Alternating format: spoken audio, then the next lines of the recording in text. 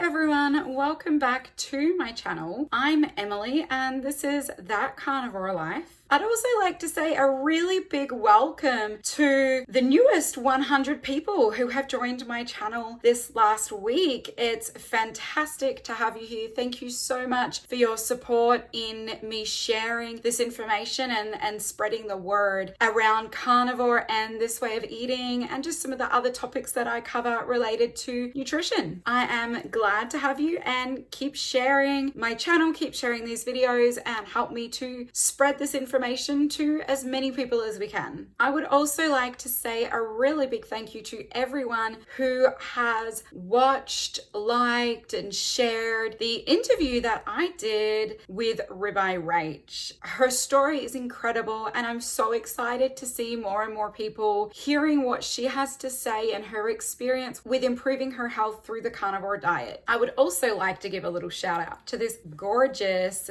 Daisy bomber jacket. I picked it up the other week and just absolutely love it, and so decided why not share a little bit of Daisy joy and wear it for this episode. In today's episode, I'm going to discuss dairy and how it can negatively affect our bodies. But wait, you say, dairy is from an animal and that makes it carnivore. Yes, but that doesn't mean it can't cause us issues. I'm going to be sharing some information to correct misunderstandings that some of us may have. And I'll be sharing insight into how to incorporate dairy into a carnivore diet in a really healthy way, as well as my own personal experience with dairy pre-carnivore and now that I'm eating carnivore only. Please subscribe to my channel and select the bell notification to be notified of my future uploads. Remember to use critical thinking with any information you hear actually, but any information from my channel as well. Don't just take my word for it, but use what I share to inspire your own researching efforts. I'm also going to clarify that nothing that I share is medical advice. It's information that I have gained through my own personal interactions with the specialists that I've been treated by over the last 12 years. Some of these are country and also world leaders in their field, and also what I have gained through my own personal research. Let's talk dairy. You've likely heard somebody say that they're dairy intolerant. Well, that's actually not true. There's three elements of dairy that somebody can react to. There is lactose, there is whey, and there is casein.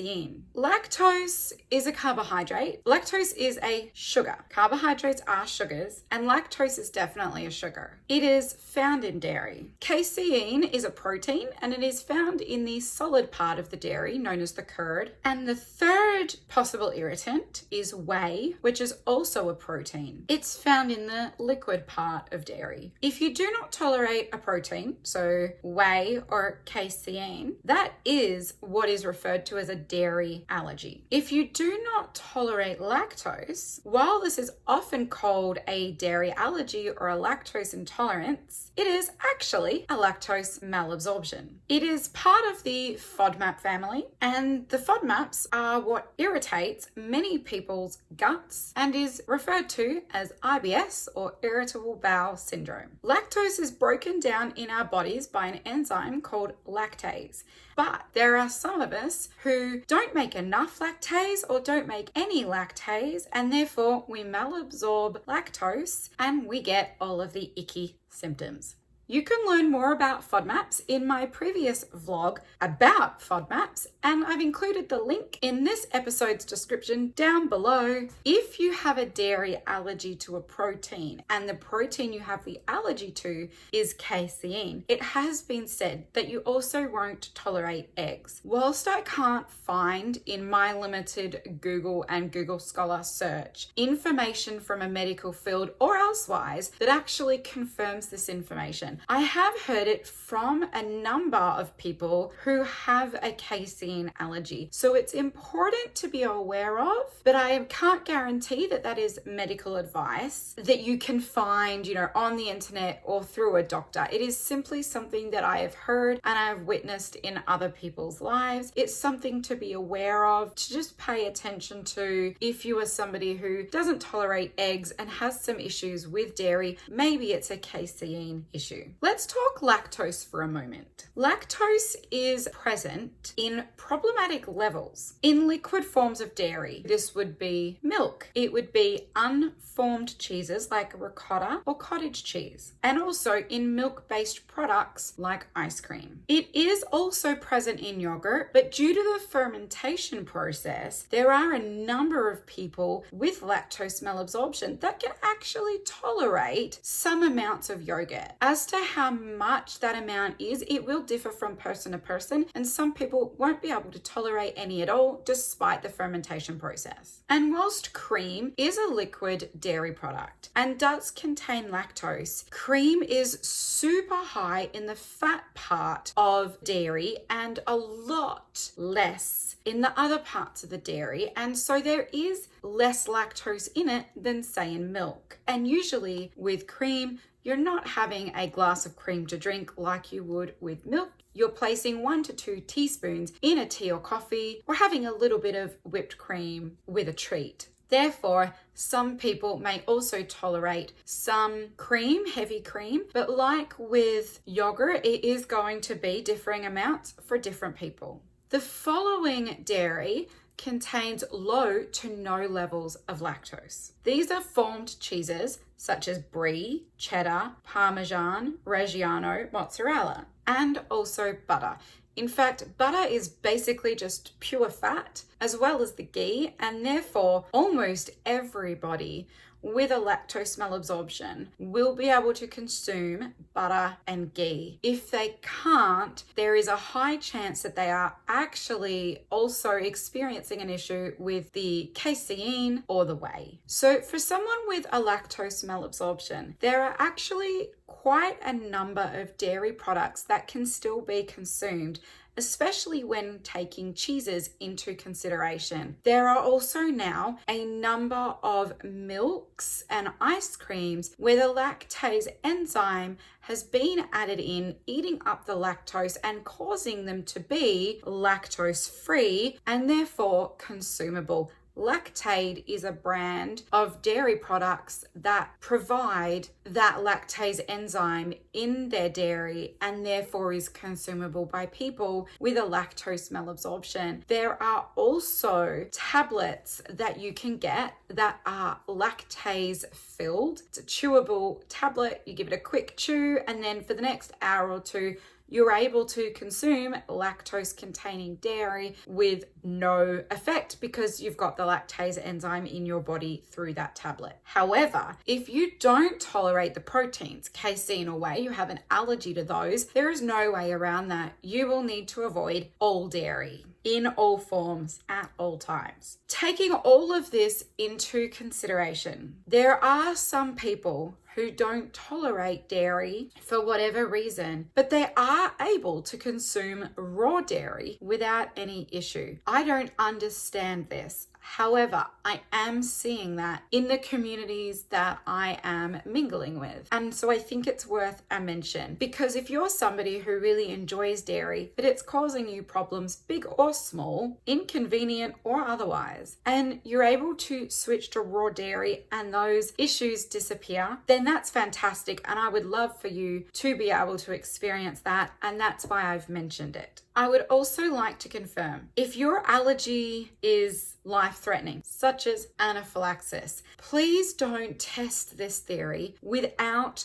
the oversight and direction of your medical professional. It is not wise to do it. In the carnivore and the keto communities, the consumption of dairy is widely accepted. Where carnivores are concerned, dairy comes from an animal, it's an animal food, and therefore it's consumable. But just because it's consumable doesn't mean it's right for everybody. Doesn't mean it's not going to cause issues for someone. Many people aren't aware that dairy can be a culprit causing some of the issues they're experiencing, such as maybe acne or itchy skin, or even just a general feeling of ugh that maybe isn't even all that noticeable. If you're choosing to live a carnivore lifestyle, consuming animal only or animal based, there are a few things to consider where dairy is concerned. Dairy is helpful for putting on weight. So if you're somebody who is trying to lose weight or to keep their weight stable, the consumption of dairy dairy may not be the best idea. Dairy is encouraged on a carnivore diet to be consumed in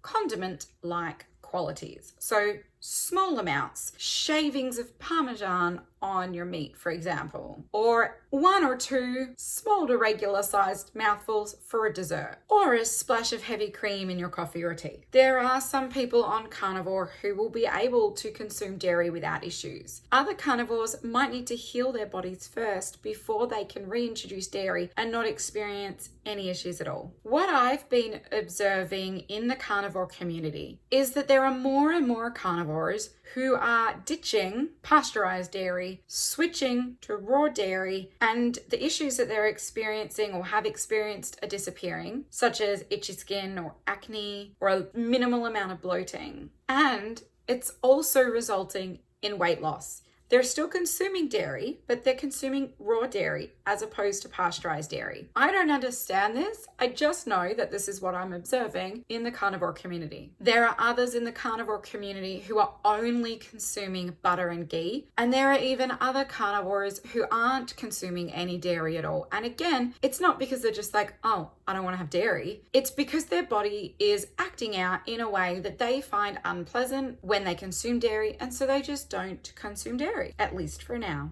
I was diagnosed with borderline lactose malabsorption in 2011. You might be asking, what the heck is borderline lactose malabsorption? Well, to identify if you have one of the FODMAPs, you go through a series of breath tests. Each breath test gives you a number, and depending on which FODMAP you're testing for, there is a number range. If you go above that number range, you have a malabsorption to that particular FODMAP. So when I was tested for lactose, my number was a number, let's say it was 19, yet 20 or up would have been considered lactose malabsorption positive. So I wasn't a no, but I also wasn't a yes. Now this test was conducted and reviewed by the team of dietitians employed by the doctor who identified and coined and created FODMAPs. Her name is Dr. Sue Shepherd. She is based in Victoria in Australia, and I was seeing one of her employed dietitians who diagnosed me with this. What it means is that I may tolerate some dairy and I may get away without symptoms, but then sometimes I may not. Whilst I couldn't have gone and drunk a glass of milk, I could tolerate ice cream, but it depends on how much dairy I'd had in the days previous. If I had ice cream one day and ice cream the next, I would end up with symptoms. Having this awareness when I went carnivore, I stuck to mostly goat's cheese, which I tolerate better than cows. What I wasn't aware of is that the occasional acne that I was getting seemed to be related to the dairy. I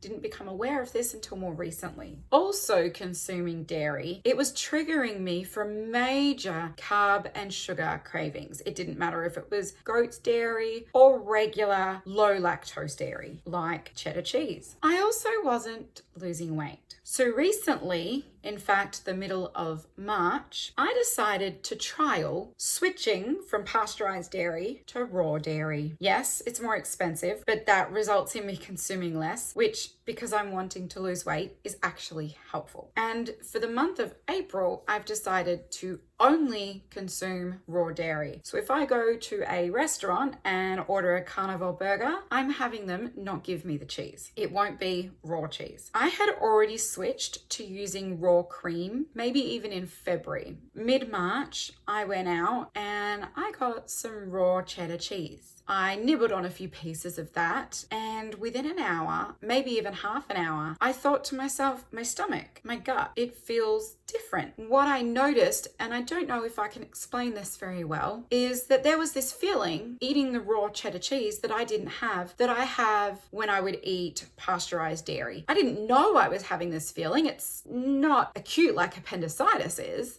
but eating the raw dairy, I noticed that I didn't have it. And that was enough to make me go, okay, I don't want to eat pasteurized cheese again, not if it's going to give me this icky feeling, which I didn't even realize what was going on. Eating the raw cheese, I feel lighter and I feel like I'm able to move more. Butter and ghee, I do consume these and I don't consume them raw, but any other dairy, so heavy cream, kefir and cheese, I all consume raw. Moving forward, I may end up removing the butter and ghee if I think that they are causing me issues, but for right now, they're staying. We are 6 days into April, and actually as of March 31, so 7 days, I have only consumed raw dairy, the butter, the ghee, and meat. And I'm actually feeling really, really great. I do still have a spot or two of acne. I do think that's hormonal and I'm testing that out. I have no idea where I'm at weight-wise or inches-wise because I'm only weighing myself at the beginning and end of a month and measuring myself the day that I do that also. I'm also priming, which can affect your weight. That's a whole other vlog episode, so I'm not going to talk any more about priming right now. Nasal congestion. That has cleared up a lot. It cleared up a lot when I stopped consuming eggs in mid-March, and I'm not quite sure if it's cleared up even more as time goes on,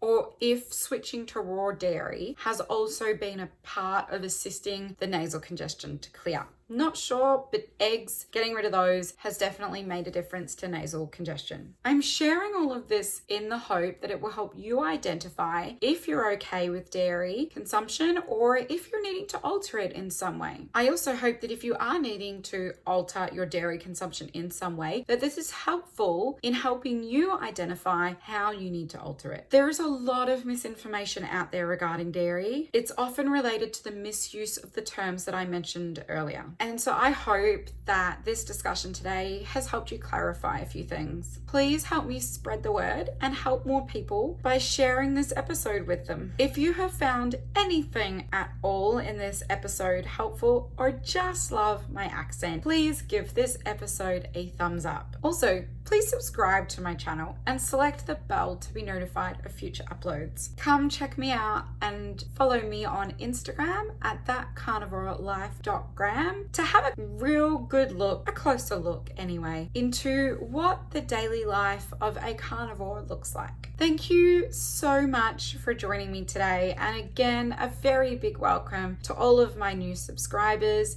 I'm so glad you've decided to follow along with my journey and the little bits of information that I share along the way. I hope you have a wonderful week and I'll see you next time. That's all from That Carnivore Life. Bye.